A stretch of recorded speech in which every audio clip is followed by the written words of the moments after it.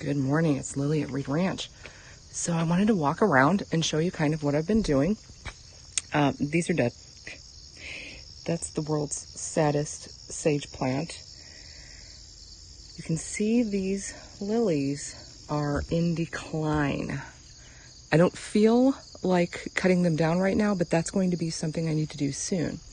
What I've done so far this morning is watered and fed the animals, and I went and got bug killer. I know some people don't like toxins. I live in the middle of a forest, you may notice.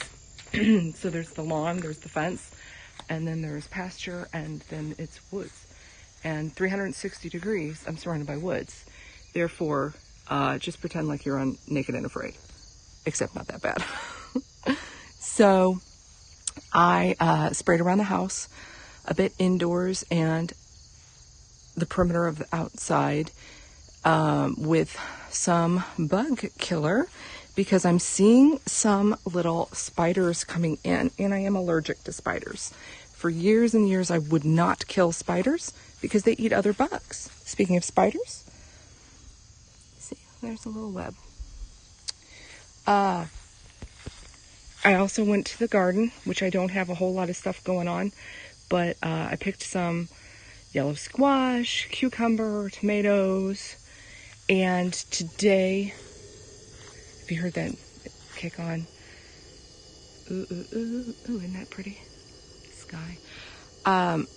The sun has come up, it's just behind some clouds, but I did all that. It doesn't sound like much, does it? Promise, it took time to get it done. Probably about 45 minutes just to do those few things. Maybe an hour. And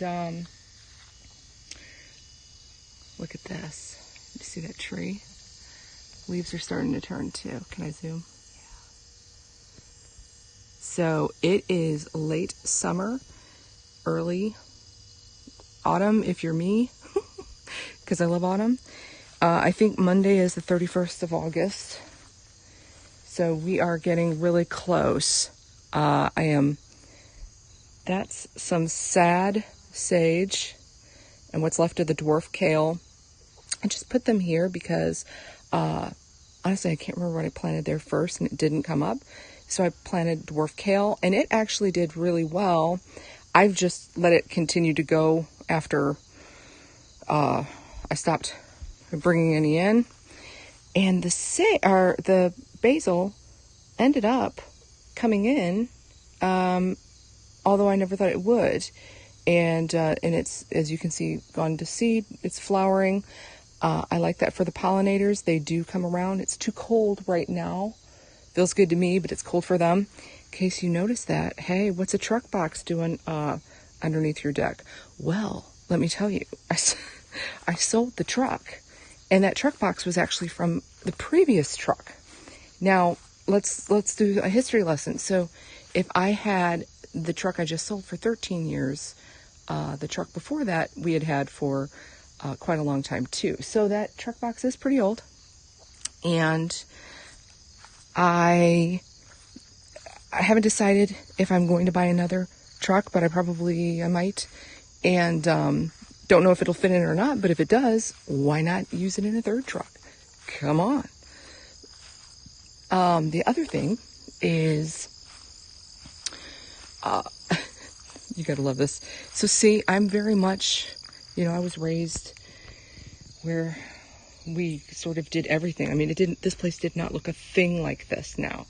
You would drive up to this place, and actually people from the city loved to come out here because, in retrospect, if you've ever been going down an interstate and you go to those really crappy personal, private-owned zoos, where it just looks like a mud pit with these fallen down fences and animals all over the place, and there's poop all over the place. That's exactly how we lived here. And there were, you see this tree here. There were trees all through, like everywhere in the front lawn too. So, and yes, everything's junky. So that's because I just sold the truck, and I sold it kind of like with practically no warning. That's a CB. So I had to take the dog thing out of it, that. And